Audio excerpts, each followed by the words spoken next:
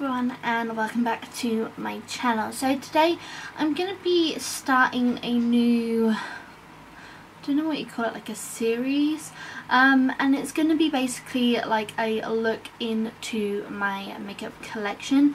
This is going to be my top 5 products from each particular category. So today I'm going to go in with my top 5 foundations that I really like. I'm just going to have this fan because it's probably really loud. I'm going to go through my top 5 foundations, how I like to apply them, what I think about each individual one, how I feel about the colour of them, and just a general review of that foundation. So I feel like I need to put them in some sort of order, so bear with me 1 second. I like them for different things though, so it's kind of in order but kind of not. Okay, so the first foundation I'm going to talk about is my Estee Lauder Double Wear Stay in Place Makeup Foundation. Mine is in the shade 1N1. It is the foundation that I am wearing on my skin today, and I really like this foundation. In fact, I love this foundation. I recently started using it again because I had gone such a long period of time without even touching it, without even putting in videos, everything, and I don't really know why I did that because it is really good, especially for my oily skin. So I've got it on my skin today, and as you can see, I don't actually have any oil on my skin whatsoever. I've just got highlight, and it's highlight where I want it to be highlighted. I just find that my makeup lasts so much longer when I use this product. My blush stays in place, my bronzer, my contour, everything stays where I want it to be, and it lasts so much longer than any other foundation that I really have out there. So that's why I personally rate this as my #1 foundation. It's very full coverage, so if you don't like that full coverage, then maybe mix it with a moisturiser or just like thin it down a little bit. The only thing I dislike about this foundation is it doesn't come with a pump, so you can't get in there and just pump out enough that you need. You sort of waste a lot, it seems. If I put too much out on my hand, then I will scrape most of it back in the jar. I'm that sort of person, I don't want to waste any of this product. But yeah, I literally started using it again just recently and I have fallen back in love with it. I don't understand why I stopped using it for such a long time, but it's such full coverage. Now, the ways I like to apply it is either these sort of kabuki style brushes. I really like to apply this foundation. Today I applied it with this brush, which I'm not as keen on. I just feel like a little bit too caked on. I don't feel like it feels as flawless and comfortable as it does when I apply it with these brushes. So my F80 flat top kabuki brush is probably my favourite to apply it. I press it into my skin so I get more full coverage, which it is sort of aimed at, but I just really like applying it with those. A lot of the time I'll apply it with a brush and then I'll go in with the beauty blender, just bounce over and just make sure there are no brush strokes or anything in the formula. Now, the formula is extremely thick as it is a full coverage product. You can sometimes like sort of expect it to be a thicker product because it is so full coverage. So yes, this is my #1 foundation of choice. My #2 is the Makeup Forever Matte Velvet Plus foundation. Mine's in the shade number 20, and this is pretty much my exact shade when I am at my palest, which is pretty much right now. I mean, this is a pretty good colour for when I'm at my palest as well. A little bit more yellowy toned I find sometimes, but this is like the exact match. Again, this is a fuller coverage foundation. I find this is a matte finish, whereas this is a more velvet satin finish. I do notice that my oil does come through this product a little bit more, but it doesn't make it unwearable where it's just an oily grease. It just sort of ever so slightly gives you a more radiant satin look to your skin. It just makes your skin look very natural. This isn't quite as heavy as what the Estee Lauder Double Wear is, so if you don't really like that cakey look, this is probably a good option for you. I have extremely oily skin, so if you just got oily skin, this is probably going to be the same as what the Double Wear is personally for me. The only thing I would say I dislike about this product is it doesn't hold up my oil very well, and I had to go all the way to London to colour match this for myself, so the journey wasn't obviously good, but you can get them online and it's obviously so much easier, but it was just that colour matching that I wanted to go and see. But it is a really good foundation, like I said with the Estee Lauder wear. It's just a little bit lighter in weight.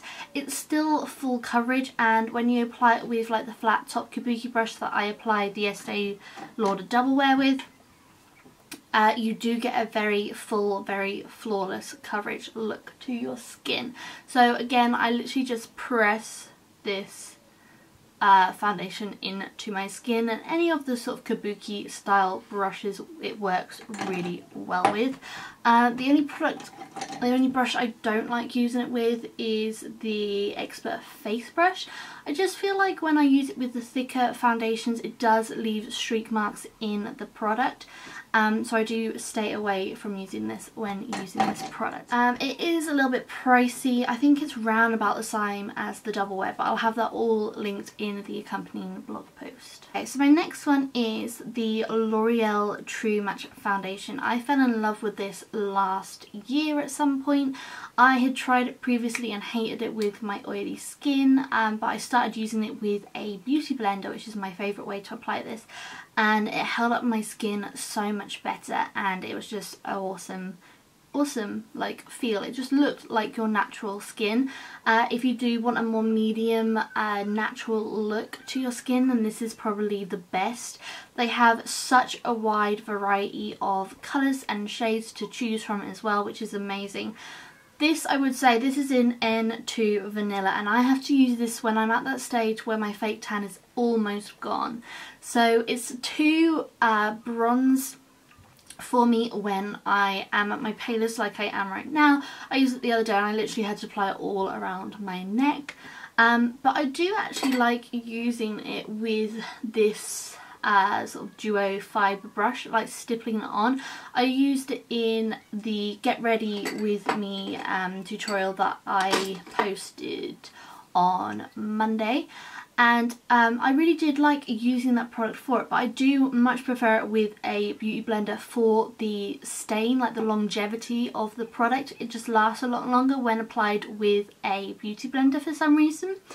But yeah, like I said, the colour is a little bit too dark for me, so, and it's a little bit too neutral as well. I am very pink when I am pale, and I am very yellow toned when I am tanned, so I feel like I need to be in the C, so like a C1, C2 when I'm at my palest, and in like the W whatever's for when I am more tan, because this is too pink when I'm really tanned, and it's too on that like beigey side when I am at my palest, like I said.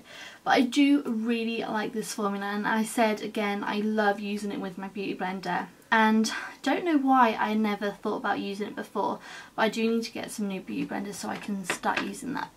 And it is really nice for in the summertime, because not every day you want to apply loads of thick coverage makeup when it is sweltering outside and the temperature and the humidity is just off the charts. You don't want a really heavy full coverage makeup, but you do want that coverage there, so that is a really good product. My fourth foundation I'm going to talk about is another one from L'Oreal, and it is the Nude Magique Teint foundation. It looks like this. This is in the shade 100 Porcelain. Again, it's a little bit too yellow for me. They don't have quite as much shade range as what the True Match does, because that is like a crazy amount of shades for that foundation. I do love this product because it is such lightweight. It does have a more velvet finish to it. I'd say the True Match has a more satin natural finish to it, whereas this is more velvet. And it's just so nice. It's basically like a powder liquid, so it's a liquid that turns into a powder once applied to the skin, and it's such light weight, but it is so full coverage for what it is. You expect it to be just like a sort of tinted moisturiser, but it's not. It's got probably more coverage than what the True Match does for me personally. Again, I do like using this with a beauty blender, or even like the kabuki style brushes.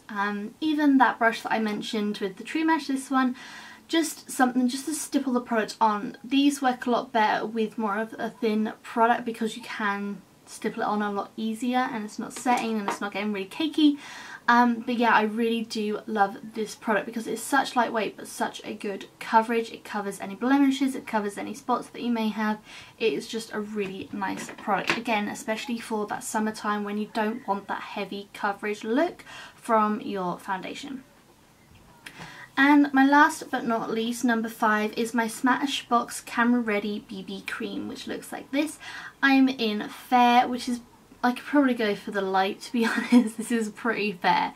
But I like using this in the summertime when I can just go straight in with this and not worry about a moisturiser. It's got an SPF of 35 in it, so I know it's going to be protecting my skin. I love applying this in summer and then apply like a bit of concealer underneath my eyes and I'm good to go. This is such a good product, I find. I don't find that it really controls my oils, however, when I don't use a moisturiser then obviously my skin isn't crazy, but if I do use a moisturiser as well, I do get oilier in certain places because it is more of a moisturising cream. But it is really nice just to have there on your vanity that you can just quickly apply to your skin if you don't want to be faffing around with foundations or coverages or anything like this. But I love this and I always turn to this in the summertime because it does have an SPF in it. And again, it's got that lightweight coverage. I have been applying it with the Expert Face brush. I did find it made some streaks on my face, but I just went over with my beauty blender and they smoothed right out. You can use your fingers to apply this. It is just such a versatile product and I really do like it in the summertime. So that was a quick look at all of my most used, most favourite foundations that I have in my collection. Please let me know if you enjoyed this video and what section you would like to see my top 5 in next time. I'm trying to do these at least once a month so you can have a little look into my collection and just have a look at what makeup I really enjoy that you might not see in favourites videos because I don't want to keep repeating the same product over and over again. So I really hope you enjoyed this quick little look at my top 5 foundations and I will talk to you all very soon.